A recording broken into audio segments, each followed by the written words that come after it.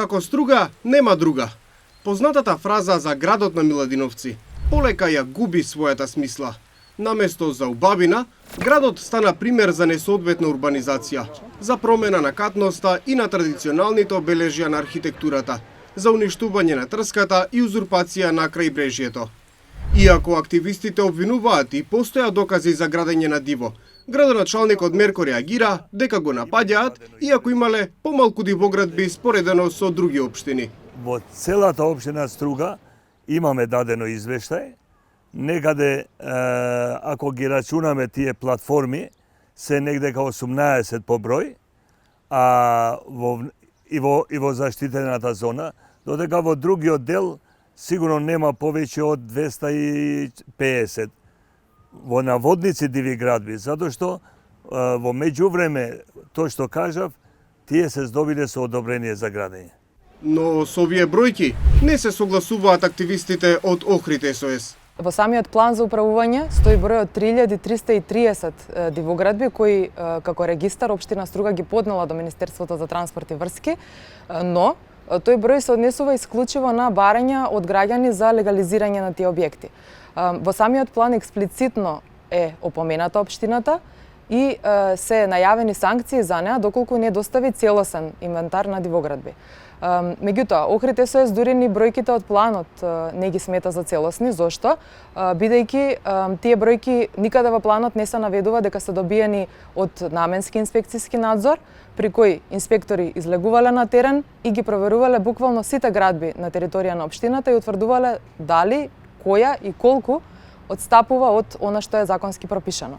Документ издаден преку барање за слободен пристап до информации од јавен карактер, испратено од Охрид СОС до општината за периодот од март 2011 до август лани, покажува дека бројот на дивоградби кои се наоѓаат во заштитениот појас на Струга и во делот од територијата на природното и културното наследство на Охридскиот регион, односно во крајбрежниот појас, е 36. Во дописот се е наведени урбана опрема, огради, подпорни ѕидови, автокампови, настрешници, бунгалови, па и верско обележје, изградени незаконски. За мене не е една мала платформа, односно и еден шанк дива градба. Тие се мобилни работи кои може во секое време да се отстранат, но ја одам од друга призма. Ајде да видиме, ево ќе кажувам, во внатрешноста немаме некој посебен број на диви градби, повеќето се запишани градби кои се изградени во своја парцела, но започнал со работа пред да земе одобрение. Тоа е малку што не кореспондира, значи, работата на градежниот инспектор со работата на урбанизам, односно на одделение секторот за урбанизам. Една цигла поставена надвор спротивно од она што е законски пропишано представува дивоградба. Не па шанк, не па платформа која е во најстарото езеро во Европа.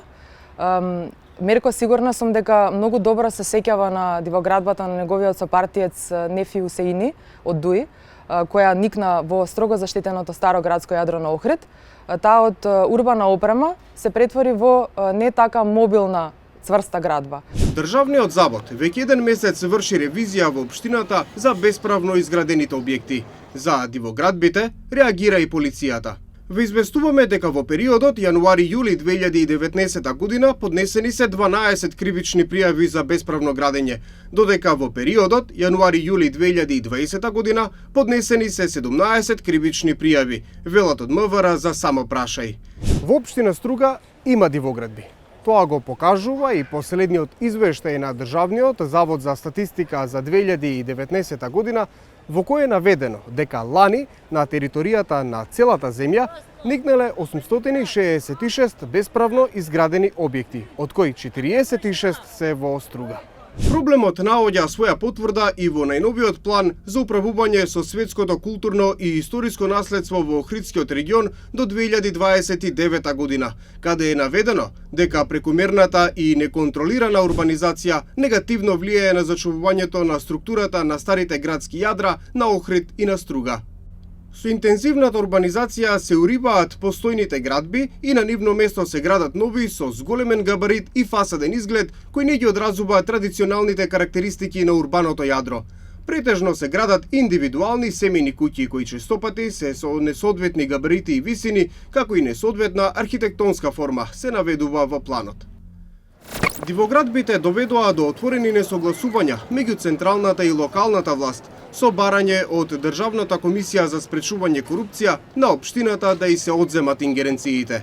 Такво нешто најави и поранешниот премиер Заев, но министерот за транспорт и врски Сугарески ја отфрли идејата. Градоначалникот ја врати топката назад, наоѓајќи оправдување во тромоста и нефункционалноста на системот на централно ниво, поради што со години се чека на нов урбанистички план. Луѓето сепак граѓаните сака да градат. И имаат потреба да градат. Некој има 2 соби, му требаат 4.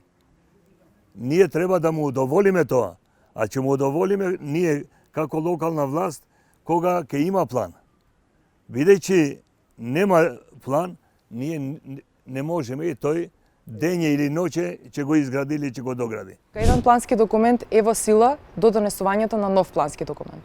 Така што, одговорот на Мирко на ова прашање представува еклатантен пример за вознемирувачко непознавање на македонската легислатива. Се добива впечаток дека тој е немоќен, дека е неспособен да се избори со самоволието во рамки на неговата општина, што е прилично поразително. Сателитските снимки во планот покажуваат трансформација на крајбрежјето преку изведување градби и поставување платформи во езерото, но и намалување на ареалот на трската, што е многу опасно за екосистемот на езерото. Трската е природниот филтер на Охридското езеро. Живеалиште и храна за многу животински организми од крајбрежјето, но на одредени места таа неконтролирано се уништува, се сече и се пали за добивање корисни површини, за изградба на хотелски комплекси или пак на плажи. Од Хидробиолошкиот завод во Охрид со години предупредуваат на оваа појава, но се чини дека на одредени места бизнес интересите си го пронаоѓаат патот. И додека градоначалникот смета дека проблемот со уништувањето на трската е пред се нешто со кое треба да се занимаваат другите институции и органи, како полицијата, обвинителството и судовите, од Охрид СОС, велат дека тој не може да остане нем сведок на оваа појава. Префрлувањето на одговорностите како пинг-понг топче, неволноста и инертноста на надлежните да воведат ред онаму каде што многумина гледаат бизнес интерес е нешто кое на крајот може да му пресуди на Охридскиот регион, па наместо гордост од листата на УНЕСКО да се претвори во национален срам и горка потврда за нашата неспособност.